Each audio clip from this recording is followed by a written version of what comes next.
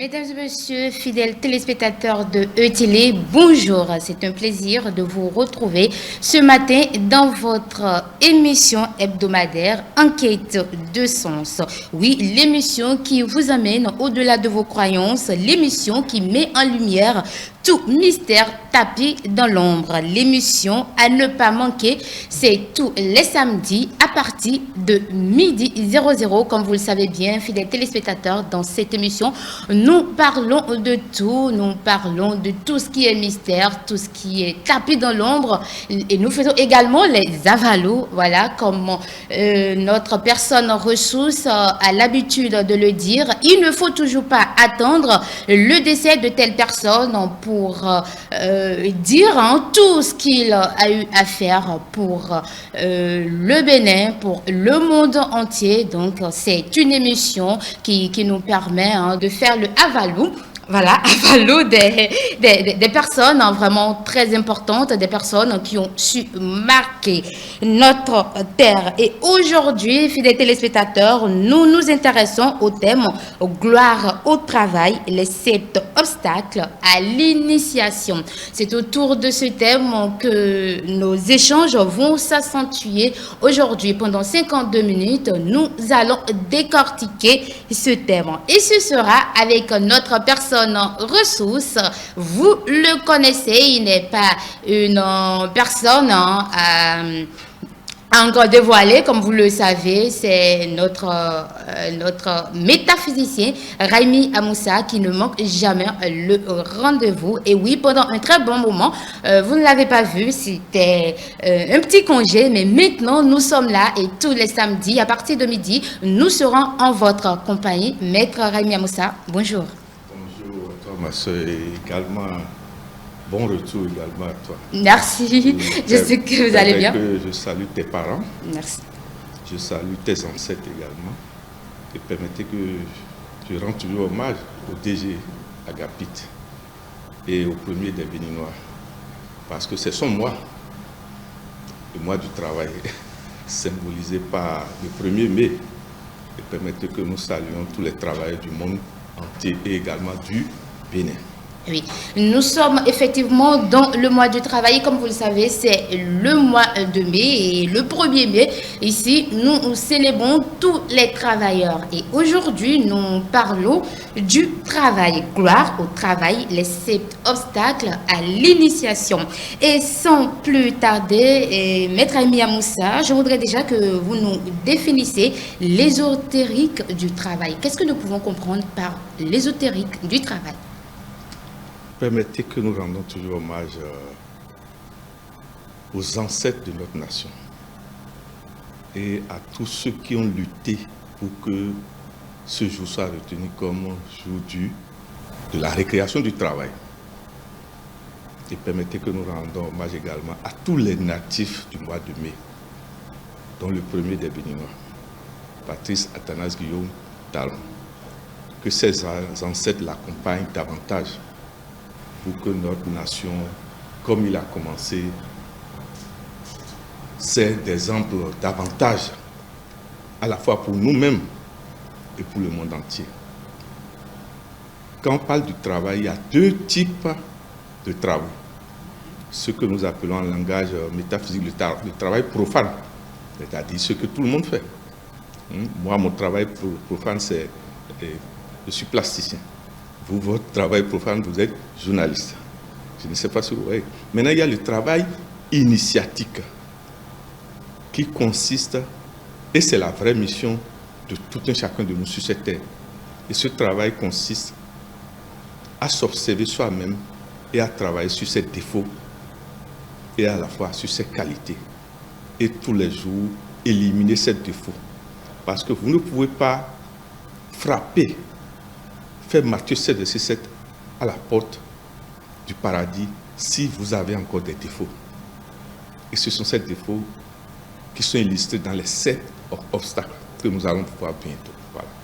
D'accord. Et l'ésotérisme du taureau dans le travail initiatique. Ici, le travail initiatique, comme le travail profane, ne peut pas se faire sans une certaine volonté permanente volonté de se lever tous les jours pour aller au boulot. Ce n'est pas facile. Parfois, vous dormez mal. Vous avez des soucis familiaux. Hein, et pourtant, il faut être à 8 heures au travail. Ce n'est pas facile. Cela requiert une volonté terrible. Et l'autre chose maintenant dans le monde spirituel, 2 mots accompagnent le travail initiatique. La vigilance et la persévérance. Et le taureau vient faire quoi là? J'en viens maintenant. D'accord. Le taureau, si vous observez bien cet animal, j'espère que l'image va passer. Oui, bien sûr, l'image. C'est l'image de la force. La première image, la régie. C'est la première, c'est le symbole même de la force qu'il nous faut. Voilà. Merci. La force du taureau. C'est-à-dire, si vous n'avez pas cette force, vous ne pouvez ni faire le travail profane, ni le travail initiatique. Quand vous rentrez dans les temples, ce qu'on vous demande premièrement, c'est l'engagement. Et après, vous prêtez serment. Serment à vous perfectionner, à sculpter vos défauts, de manière à tous les jours s'approcher de ce que nous appelons le Jésus-Christ, le saint prophète Mahomet, le Guédégbé, je ne sais pas si vous voyez. Pour vous dire quoi? Sans la force du taureau, vous ne pouvez pas aborder le travail initiatique. Parce que ce n'est pas facile. Il vous faut une volonté terrible. Et en plus de cette volonté, il faut que cycliquement, vous réveillez encore cette volonté. Et donc, la notion de vigilance dans le travail initiatique et de la persévérance, vous me suivez, est liée à la force du taureau. Sans cette force, aucun de nous ne peut évoluer sur le plan initiatique. Quand on dit le plan initiatique, c'est exactement comme nous, quand nous rentrons dans l'école profane, maternelle, primaire, collège, université. Les gens croient que quand on frappe à la porte du temple, d'un seul trait, c'est fini. On n'accède pas au secret de l'univers et de la connaissance de soi d'un seul trait. Ce n'est pas palier, ce que nous appelons les 7 escaliers. Et chaque marche, sur chaque marche, vous devez travailler vos défauts. D'où le symbolisme du miroir qui est nécessaire dans le travail initiatique. Et toujours au niveau de l'ésotérisme du travail initiatique, il y a quelques images que nous allons voir. Il y a déjà une image sur laquelle est écrit la quête. Voilà, c'est des messages. La quête de la vérité n'est pas une compétition sportive. Sur le chemin initiatique. J'espère qu'on peut la voir. Voilà, c'est à l'antenne. La quête de la vérité n'est pas une compétition sportive. Celui qui aborde, qui frappe Matthieu 7, verset 7, et on lui ouvre la porte, il se rend compte que dans le temple, ce n'est pas une affaire de compétition. Le frère A ne vient pas pour compétir avec le frère B. Chacun, en fait, c'est dans le groupe et dans l'égrégore que chacun de nous évolue. Vous savez, seul, vous ne pouvez pas évoluer. C'est dans le groupe que vous découvrez surtout vos défauts. Parce que celui qui est seul, qu'est-ce qui va l'énerver? Mais par contre, déjà, le milieu familial, c'est pour ça que celui qui n'a pas de foyer, s'il vous plaît, est encore loin du chemin initiatique. Parce que le foyer, il y a la femme, et avec le temps, les enfants. Et quel que soit Alpha, la langue et les dents vont se chamailler. Et c'est là que chacun découvre qui il est. C'est après des disputes, des tiraillements, que vous vous rendez compte si vous avez la capacité de pardonner, la capacité de l'oubli. Celui qui est seul, ces occasions ne s'offrent pas à lui. Vous allez vous énerver seul, sauf si vous êtes sur le chemin de la rage et de la dépression. Voilà. Et il y a un autre message, si la régie peut nous l'envoyer, l'image suivante, c'est écrit l'initié n'a ni de diplôme ni titre. C'est ça, diplôme ni titre. Quand vous rentrez, vous tapez Matthieu 7, verset 7. Oui. Et après, enquête, bien sûr, puisqu'on n'accepte personne sans enquête. Ne demandez pas qu'on aille prendre dans un temple les drogués. Les pervers. Donc, après ce travail, maintenant, quand vous êtes dans le temple, on vous dit dès le départ que ici, ce n'est pas une affaire de diplôme et de titre. Vos diplômes et vos titres, c'est votre capacité à vous connaître et à atteindre de jour en jour des degrés supérieurs de la perfection.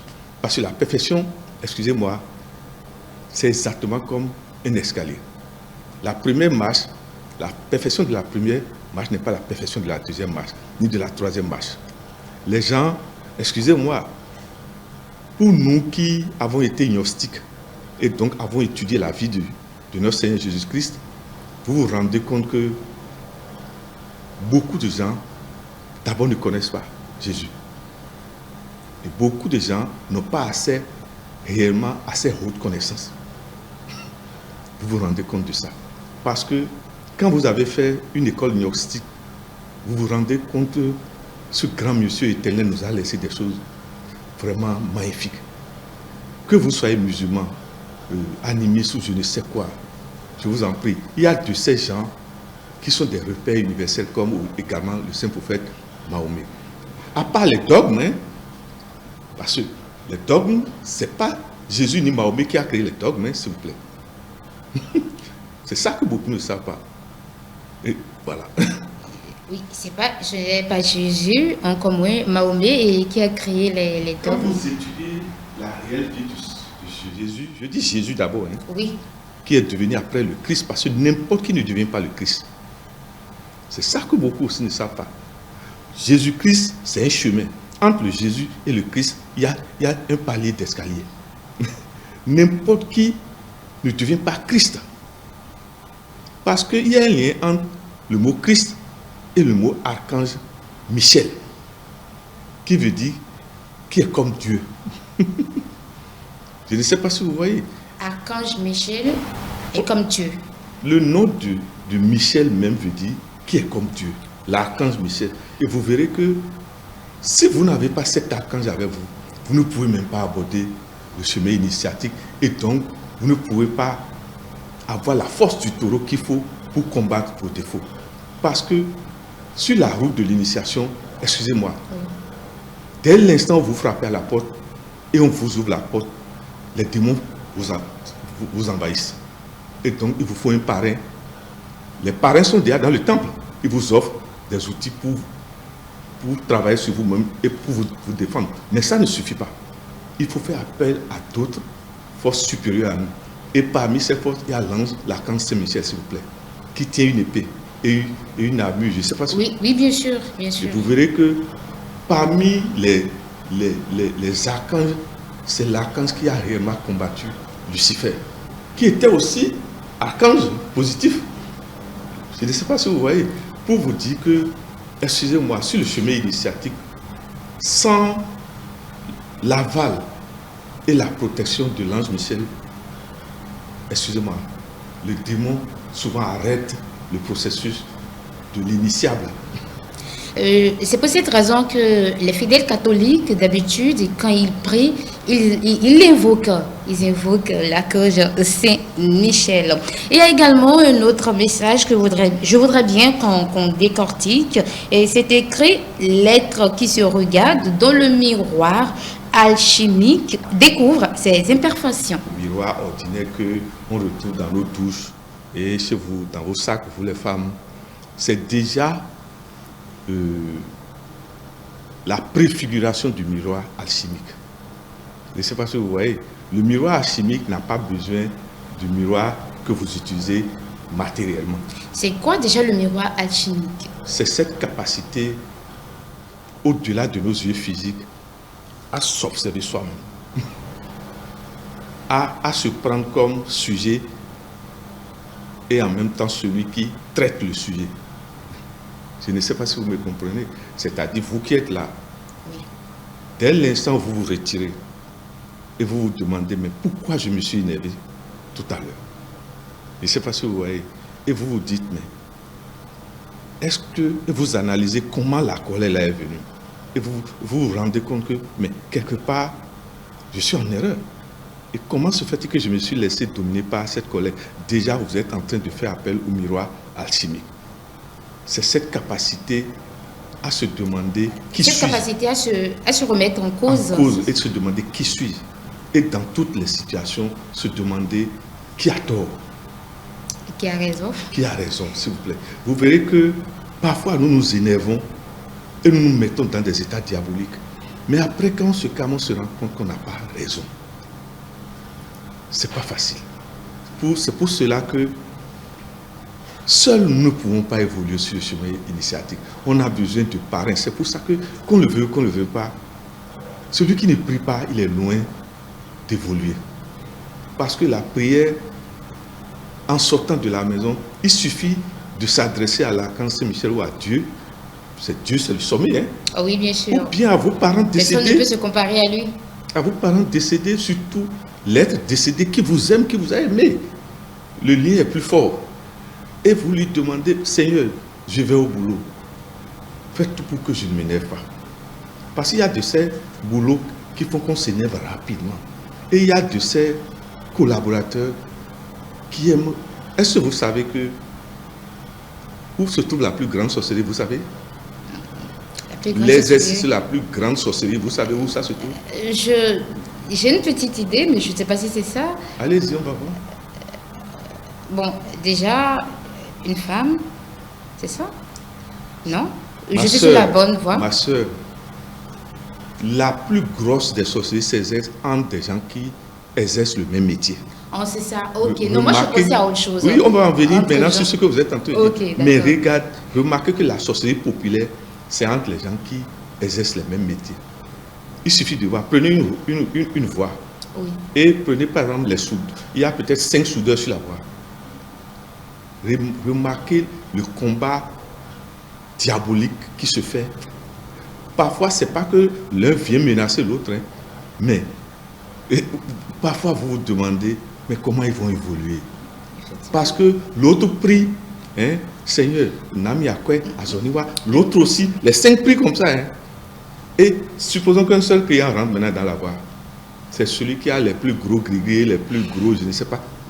Et ça fait que petit à petit, certains, ne travaillant pas avec le miroir alchimique, deviennent dangereux pour les autres. Ils n'hésitent pas à formater des coups bas, comme on dit. Oui, mais ça, je pense que c'est partout, et même dans les entreprises, ça s'observe, c'est pas seulement chez...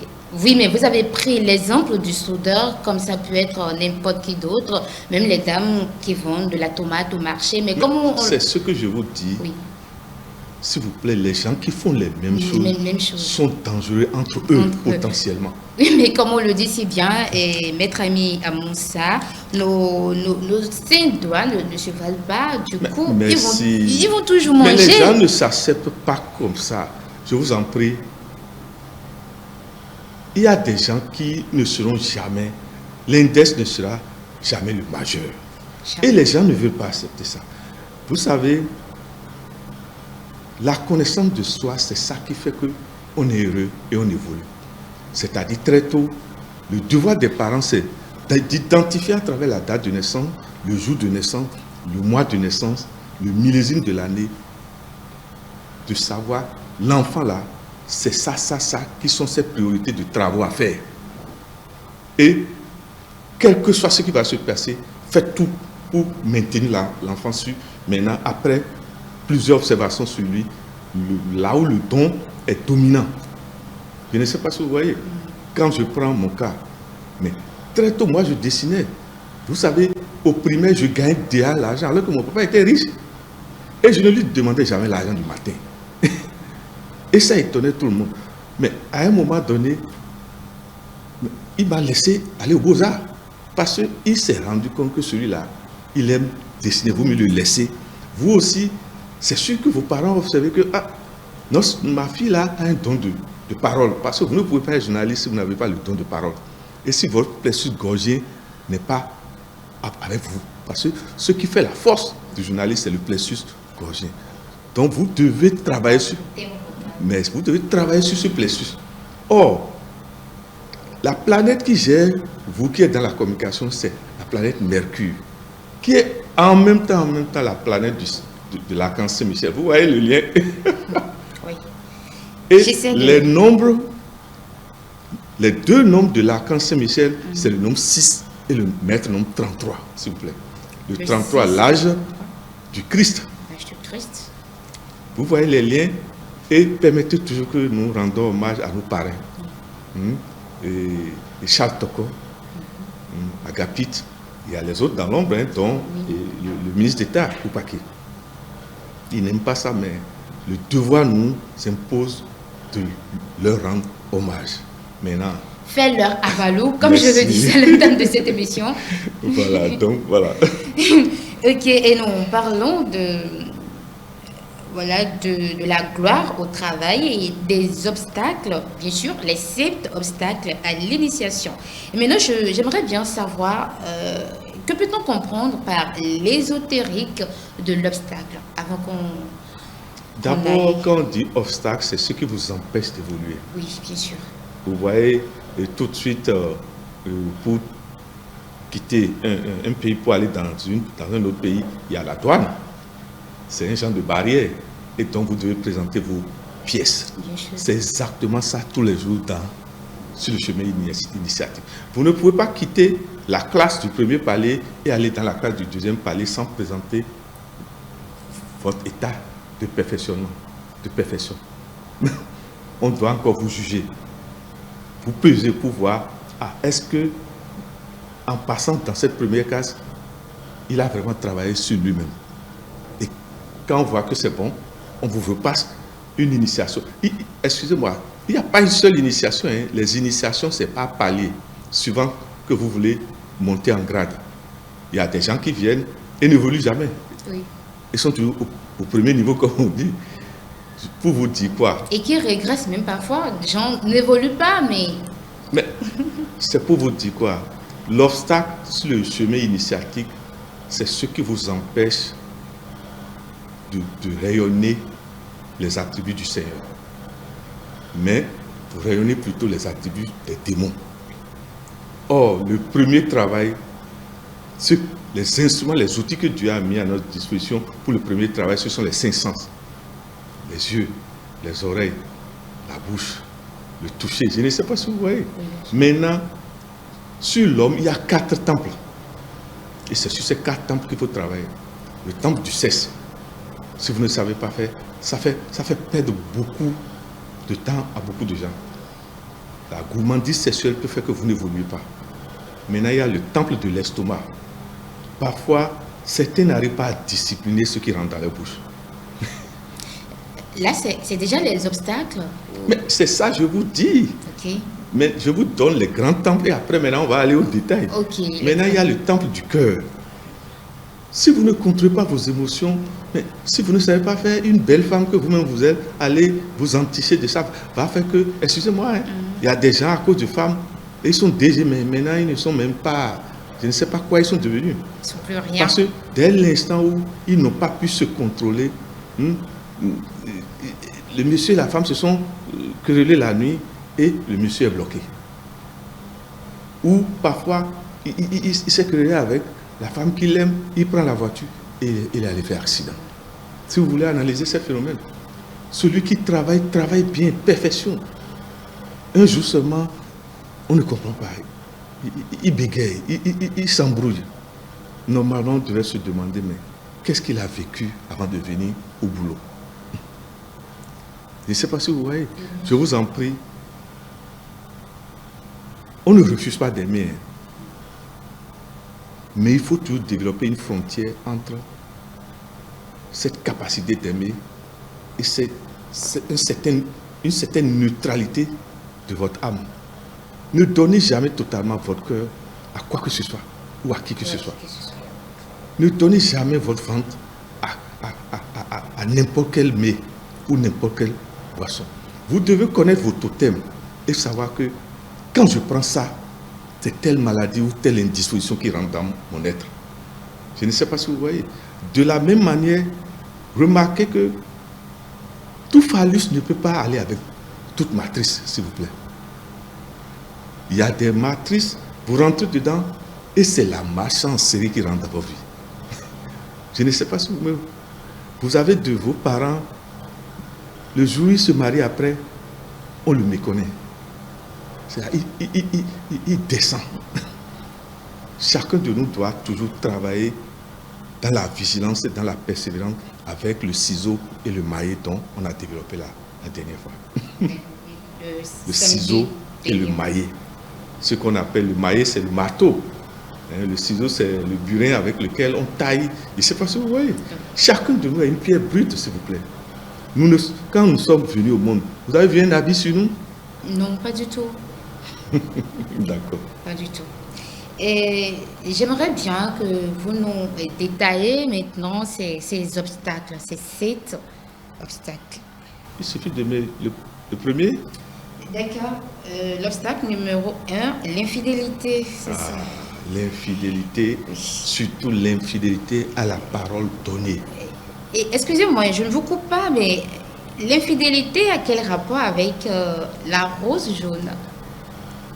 La rose jaune, c'est le symbole de l'infidélité. Je vois.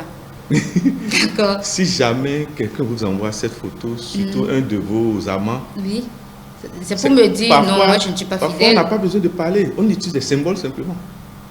Donc, l'infidélité d'abord, c'est l'incapacité à tenir sa parole. Je ne sais pas si vous voyez. Vous avez dit à un potentiel candidat que, mon frère, je vais t'accompagner durant ton mandat. Vous devez le faire jusqu'à la fin, quel que soit ce qui arrive. C'est ça qu'on appelle tenir parole.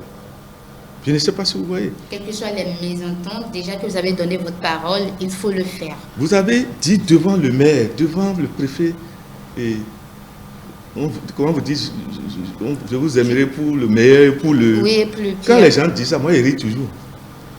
N'importe qui ne doit pas prononcer cette parole. Oui, mais normalement, quand on se met ensemble, on accepte l'autre avec ses qualités et ses défauts. Et que ce soit dans les moments de joie, dans les moments de tristesse, de détresse et autres, on doit toujours s'aimer, toujours se vouer ce respect qu'on a l'un envers l'autre. Mais combien d'entre nous, maintenant, après avoir dit ça, respectons ça? Excusez-moi. On doit cultiver ça. Moi, quel que soit, d'abord je me méfie de dire à une femme, de donner des promesses à une femme. Je ne le ferai pas.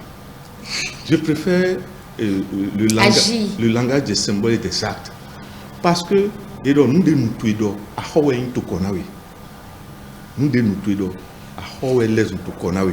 Ce que ta bouche a prononcé devient une dette karmique. Je ne sais pas si vous voyez. Oui. Votre première femme que vous avez aimée, vous avez dit devant tout le monde pour le meilleur et pour le pire. Et tu l'as mis comme poubelle. Deuxième femme entre dedans et les musulmans, la possibilité d'avoir... Dès le départ, nous les musulmans, tout le monde sait que si tu vas t'enticher d'un musulman, tu sais déjà que 3 vont venir encore. Déjà, du coup, si tu es très jalouse, déjà, si tu te dis non, mon homme c'est pour moi seul, hey, il faut pas aller là. Aucun homme ne peut être pour une seule femme. Et le reste, c'est bouche. Donc vous êtes pour la polygamie, hein? Vous signez la polygamie ou rien? Non, parfois, il y a des... Et c'est là où, quand on va dans le phare, il y a des signes du phare qui n'admettent pas la polygamie, alors qu'il y a des signes du phare qui admettent la polygamie. Hein? Les vacances, l'idéal c'est de ne pas chercher tout le temps à aller chercher querelle en fouillant et en surveillant tout le temps son homme. Vous allez mourir de crise cardiaque. Ça c'est vrai. Hein? Le plus important, travaillez, priez Dieu pour que votre mari s'occupe de vous. Le monsieur s'occupe de vous, rien ne vous manque, vos enfants sont bien. Et tu es un truc en votre titulaire. Prie pour qu'il n'aille pas promener son phallus et ramener encore d'autres charges. Oui. C'est plutôt ça qu'il faut faire. Il faut prier pour son mari. De manière à ce que ceux qui ne souhaitent pas n'arrivent pas. Parce que parfois, ce n'est pas de la volonté d'un homme que une femme tombe enceinte pour cet homme. Il y a des femmes criminelles, potentiellement criminelles. Le monsieur a porté pourtant capote, mais ils ont un système pour faire que ça se pèse. Et après, on va dire, nous ont bloqué. Voilà. Non, bloqué. Mais, je pense que pour éviter tout ça, c'est de s'abstenir, choisir une seule personne et faire sa vie avec cette dernière et c'est tout. S'il vous Je plaît, pense que c'est la meilleure chose à faire. C'est mon avis en fait. Hein. Non, et c'est là où nous remercions toujours nos parrains. Il y a des signes, ne leur demandez pas d'être fidèles à 100%. Quand vous prenez le bélier, l'homme bélier, vous pensez que ce bélier peut être... Non, je vous en prie, laissez tomber. Je ne veux pas aller loin et donner d'autres exemples. Et d'autres exemples, d'accord. Et maintenant, nous parlons de l'obstacle numéro 2, qui est la volonté de détruire. Oui. C'est surtout au Bénin qu'on voit ça. Vous vous demandez, par exemple, dans la même rue, hein, le monsieur est peut-être dépanneur, hein, et c'est à des heures tardives, il met la musique. Vous avez de ces buvettes, si jamais c'est à côté de votre maison, vraiment, je ne sais pas si vous avez vécu ces choses-là. Bien sûr. Vous vous demandez, mais est-ce qu'il sait que ce qu'il fait dérange les autres? Pas seulement les buvettes, hein, même des locataires parfois. C'est ça, je dis, que Dieu fasse que... Mais je demande à nous tous de passer par les cours communes d'abord, avant d'être chez soi. Chez soi. Parce que cette expérience est unique quand vous passez dans les cours communes. C'est que ce que vous voyez, ce que vous vivez, c'est terrible. Ça vous donne, ça vous développe la patience. Vous savez, parfois, il ne faut pas fuir les obstacles, il ne faut pas fuir les problèmes, il ne faut pas fuir les querelles. Ça vous permet, si vous êtes fort, de grandir en patience, en tempérance. Je ne sais pas si vous voyez. Oui, gardez la parole, hein, et la régie, on peut avoir la 6e image où on parle des symboles de nuisance. Voilà, les symboles, c'est... Il y en a plein. Hein? Il y en a plein. Regardez, parfois, quand le courant coupe, il y a un gros groupe là, hein, la nuit, mais vous ne dormez pas. Et je peux vous citer plein d'exemples. Hein? Vous avez de ces gens qui se promènent, hein, dans le quartier et entre 13h et 15h où les gens se reposent. C'est là, lui, il dit vent et il klaxonne, je ne sais pas. Et on a des meuniers aussi. Mais voilà. Mais c'est un peu réglementé maintenant. Je pense que de 13h à 15h, on leur interdit. Mais combien de gens? Les gens respectent tout. Vous savez, on a un problème dans ce pays. Les gens respectent toujours les interdits pendant un temps. Vous voyez déjà, depuis quelques temps maintenant, les gens, certains ne portent même plus casque. Hein. Je ne sais pas si vous avez déjà observé. Non, je ne l'ai pas encore remarqué de la circulation. Bon, pour vous dire que... Ici à Cotonou, dans les zones reculées. S'il vous plaît. Si pour que ce pays évolue, il nous faut un homme fort. Sinon, ça n'évoluera pas. Si vous voulez dire que vous êtes religieux, diriger ce pays, ça n'ira nulle part. Nous avons besoin, hein, de dirigeants qui ont une rigueur d'équerre.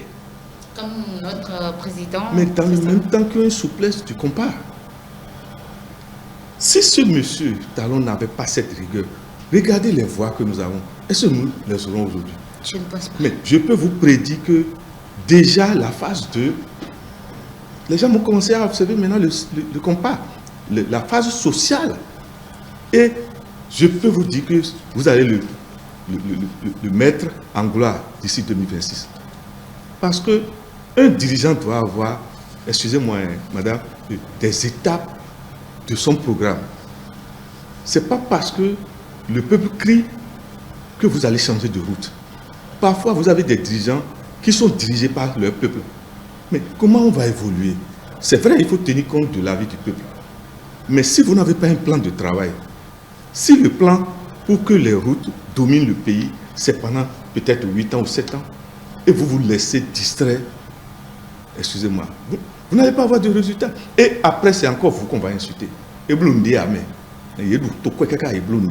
ne sais pas si vous voyez. Ce que nous demandons humblement à tout peuple, c'est de prier pour les dirigeants. Pour que les dirigeants aient les moyens, hein, que Dieu leur ouvre des voies pour avoir des moyens un peu partout. Et éjecter dans leur pays. Je ne sais pas si vous... Et l'autre chose, que les dirigeants ont cette rigueur envers tous ceux qui sont nommés. Hein, l'obligation de résultat. Parce que vous avez des gens, quand on les nomme, vous voyez ce qu'ils font tous les soirs, vous vous demandez, mais c'est ça ce qu'on lui a dit de faire? Voilà. Et l'avarice, ça m'intéresse bien. Ça fait partie des obstacles. Vous avez de ces gens, excusez-moi, Dieu leur a donné les moyens. Mais qui sont très avares. Aïe, il était une mosquée qui avait une église et non après. Et vous vous demandez, mais il a quoi? Excusez-moi, l'aumône sauve. L'aumône convertit nos péchés en bien. J'espère que vous savez ça. L'aumône est un taux vibratoire. Et suivant que l'aumône est grand, le taux vibratoire est grand. Vous qui êtes là, si tout de suite on vous donne 500 000, déjà la personne qui vous a donné, remarquez, ils ont redonné instantanément. Et vous allez voir que au fur et à mesure que vous réglez vos problèmes, vous ne faites que prier pour cette personne. Instinctivement, je ne sais pas si vous voyez. Pour vous dire quoi, l'aumône est nécessaire dans la vie de chacun de nous. Et nous demandons aux dirigeants surtout de faire des aumônes publiques. Dieu merci, aujourd'hui nous avons les cantines, comment vous appelez ça? Scolaires. Les cantines scolaires, oui, pour permettre... C'est ce qu'on appelle les aumônes, ça. Et vous avez de nos députés qui font ça. Nous encourageons ces députés à continuer.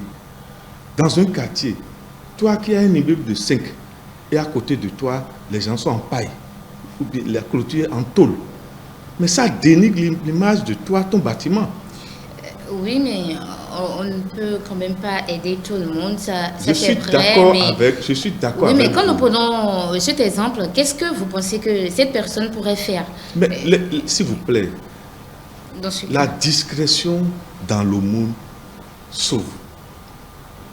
Celui qui veut faire l'aumône n'a pas besoin de sortir grand.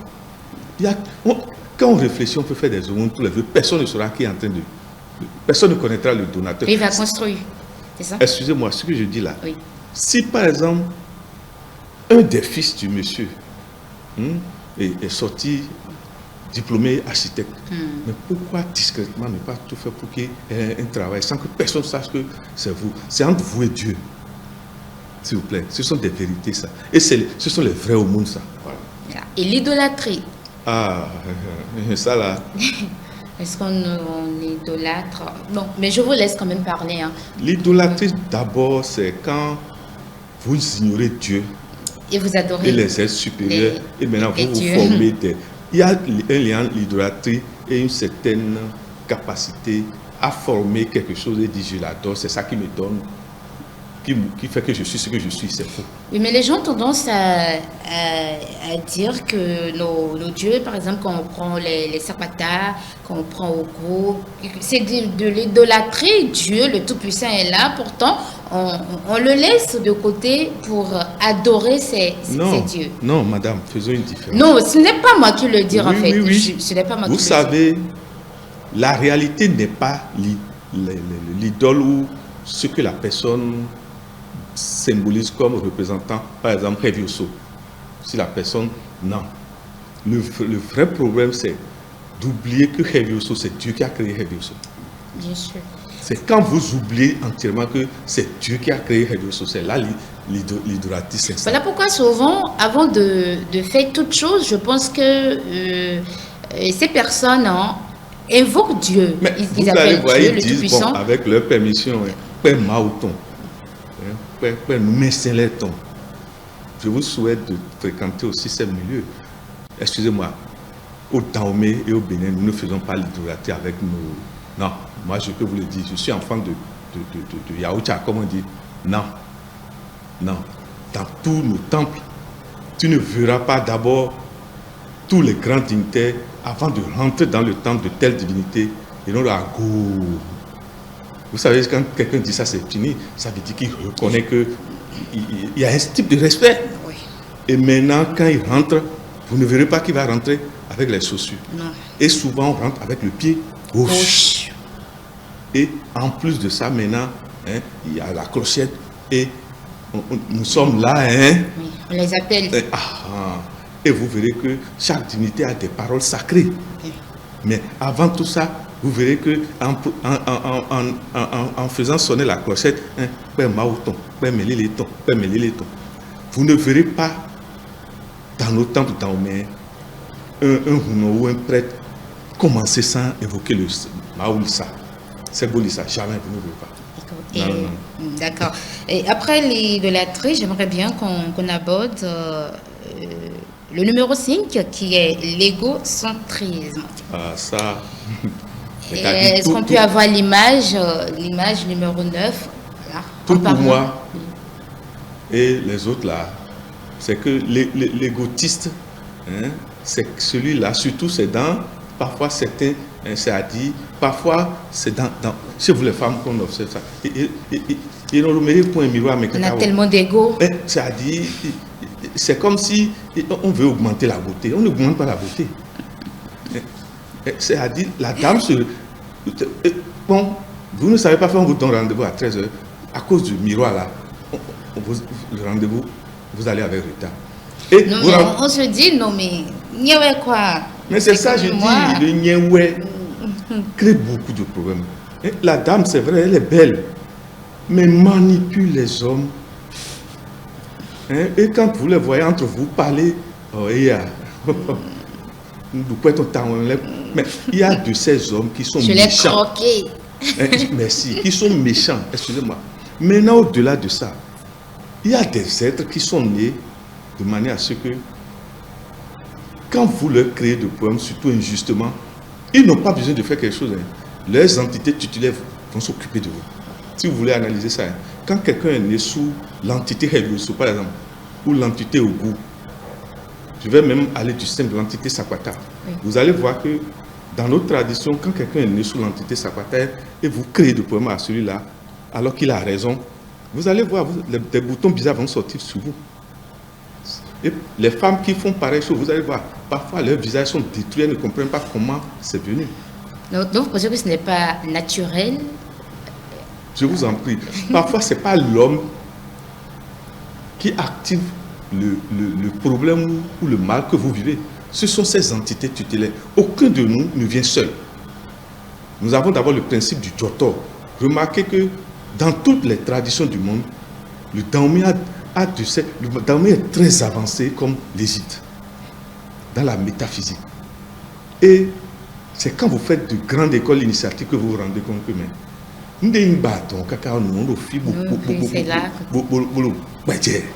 ne sais pas si vous voyez. Nous avons le principe du Joto dans la tradition daoméenne. En dehors de ça, le Daomé dit que nous venons en équipe. Aucun de nous ne vient. Vous maintenant, si vous pouvez travailler à retrouver vos êtres avec lesquels vous avez vécu lors de l'autre vie, mais vous allez toujours réussir. Remarquez que... Mais je fais comment pour les retrouver? D'abord, c'est le travail initiatique sur soi. La connaissance de soi, plus vous évoluez, vous allez voir instinctivement la nature vous envoie les êtres avec qui vous avez évolué dans l'autre vie. Et je fais comment pour savoir que ce sont les êtres avec qui j'ai évolué dans l'autre vie? Est-ce qu'il y a une possibilité de... D'abord, vous allez voir les êtres qui ont vécu ensemble dans la vie passée. Dieu les marque du même signe sur le corps. Je fais comment pour savoir? Bon, laissons ça maintenant. D'accord. Il y a pour savoir si telle personne... C'est-à-dire, pour que vous posez des questions sur pareille personne, il y a des gens, il suffit que quand vous vous querellez avec ces gens-là, vous devenez triste, vous n'êtes plus en paix. Il faut faire très attention. Parfois, c'est dans vos enfants que ça se trouve. Il y a des enfants, vous criez sur eux, mais après, si vous ne savez pas faire, vous pleurez seul. C'est comme si on ne doit pas lui faire ça. L'âge profane fait que nous faisons trop d'erreurs. La personne peut-être à 33 ans, et toi tu as peut-être 52 ans, ne veut pas dire que spirituellement et sur le plan de la destinée, tu es plus âgé que lui. Oui. Et nous faisons ces erreurs. Voilà. D'accord. Et la lâcheté, je ne vous souhaite pas. Hein. Rapidement, parce que nous tendons... Et c'est en politique qu'on observe surtout ça, la lâcheté là. Hein, parce que vous allez voir, hein, comme Talon est en train d'aller vers 2026, oh, la lâcheté va dominer autour de lui. C'est-à-dire, on va trouver des arguments, on commence par calculer. Hein. Bon, Talon est là, pourtant, les potentiels candidats, on commence déjà la nuit. Je ne sais pas si vous voyez. Oui. La lâcheté, c'est cette incapacité à être soi-même et à être fidèle à sa parole. Je ne sais pas si vous voyez. Oui. Il y a des gens, excusez-moi, hein, ils doivent 8 h, midi déjà, c'est comme s'ils n'ont jamais parlé. Oui. Je ne sais pas si vous voyez. Mais maintenant, en politique, excusez-moi, la lâcheté n'est pas toujours un péché. J'espère que vous savez ça. Et c'est quoi? C'est une qualité? Non, je ne veux pas dire que c'est une qualité, mais en politique, la lâcheté n'est pas toujours un péché. Pour vous dire que c'est un milieu à part. Voilà. Et la vanité? Pour terminer, c'est le dernier obstacle. La vanité. Et Tout vous est verrez que vanité. l'image qui représente ça, c'est le crâne. Oui. Nous allons tous finir comme ça. Et Tout il est suffit à peu près, je crois, 3 mois après, qu'on déteint encore. Et puis le Niewela finit là, oui, c'est moi, je suis ci, c'est moi, je suis ça, je suis riche. Nyewema, il tombe, connaît. Pour vous dire quoi? Mais, ce que je veux dire par rapport aux 7 obstacles, si vous dites Nyewe, et la vanité en vous, vous ne pouvez jamais évoluer. Parce que celui qui veut évoluer vers Dieu doit développer une certaine humilité. Je ne sais pas si vous voyez. L'humilité est nécessaire pour évoluer. L'humilité à reconnaître que l'autre a raison. L'autre est mon supérieur. Parfois, vous avez des chefs qui n'admettent pas que leur sujet ait des atouts qu'eux, ils n'ont pas. Et on veut les effacer. D'accord. Il y a un son là que j'aimerais bien, un clip que j'aimerais bien qu'on visualise avant de continuer. Et voilà, c'était Ricos Campos. Pourquoi ce son? Mais ça correspond à... Oui, bien sûr, à ce que nous disons. Au septième vanité, voilà. Oui. Vanité, permettez vanité, que nous le vanité. saluons. Et en le saluant, nous saluons tout notre grand frère Saboua. Danielou. Et vous savez que tous ceux qui m'entendent m'excuser et me comprennent, on dit chef d'État. Oui. Aucun chef d'État Alors n'est qu'il petit. suffit qu'il donne l'ordre maintenant. On va t'enlever, tu vas aller rester là où je vois là. Non, s'il vous plaît. On n'insulte pas un chef d'État en public. Nous sommes dans Oméen. Le moment en privé, même ça ne devrait pas se faire. Hein. Ça ne devrait pas se faire. Il y a des manières de parler à un roi et à un chef d'État. Il y a la régie qui nous dit que nous sommes à la fin, mais il y a le Matthieu 7.7. Donc, rapidement, je voudrais que vous nous parliez du chevet de l'initiation et l'invocation de l'archange Michel, rapidement. Nous pour allons terminer. spécialement venir même sur ça. Ok. Simplement que chacun retrouve les versets qui parlent de l'archange Saint-Michel dans la Bible. Ok, il y a l'image, voilà, Saint-Michel. Tout ça, c'est des réalités. Des réalités. Et l'Église a plus mentionné ces choses. Mais dans le même temps, il y a des invocations pour l'appeler. Et on va spécialement faire une émission sur ça. Oui, d'accord. Merci beaucoup à vous, Maître Aimi Yamoussa. Et très souvent, nous avons tendance à donner votre numéro. Mais aujourd'hui, je vous permets de le dire, les téléspectateurs. C'est le 97 08 10 75. Voilà. 97 08 10 75. Nous leur demandons humblement de nous écrire par WhatsApp. Ou message. Parce que, excusez-moi, parfois vous êtes en concentration et ça peut vous déstabiliser. Vous êtes en voiture. Les gens vont croire qu'on fait Nyewe. Non, on ne fait pas Nyewe. Voilà, donc désormais, fidèles téléspectateurs, écrivez au lieu de l'appeler parce que parfois il est en concentration, du coup il n'arrive pas à répondre à vos appels. Merci beaucoup à vous, chers téléspectateurs de E-Télé, d'être restés en notre compagnie durant ces 52 minutes d'horloge. Aujourd'hui, nous avons abordé le thème gloire au travail et les 7 obstacles à l'initiation. Merci à vous de toujours nous préférer. Merci de toujours prendre le rendez-vous tous les samedis lorsqu'il sonne midi 12h00. Le samedi prochain, nous serons encore là avec un nouveau thème. Nous allons aborder un nouveau thème. Du coup, ne manquez pas le rendez-vous. Comme vous le savez, fidèles téléspectateurs, vous pouvez nous suivre sur nos autres plateformes digitales. Nous avons notre site internet qui est le www.etelebénin.com, notre page Facebook E-Télé en direct, notre chaîne YouTube E-Télé Bénin en direct via notre application iOS et Android E-Télé Bénin. Sur Canal+, vous pouvez nous suivre sur le numéro 6 et le numéro 285 et sur TNT le numéro 12. Merci d'être resté en notre compagnie. À samedi prochain.